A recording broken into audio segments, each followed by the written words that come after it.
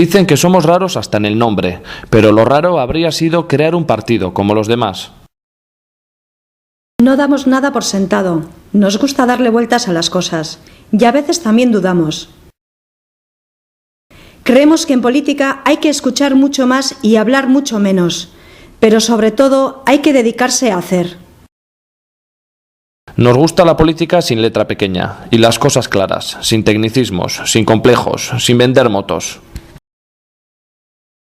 Zarata gehiegi egiten dutenek ez dutelako entzuten izaten da, edo ez derrosateko ez dutelako.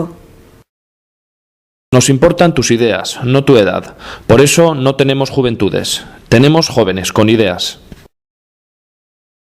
Gure egoitzara alderdikideak ez direnak ere sartzen dira.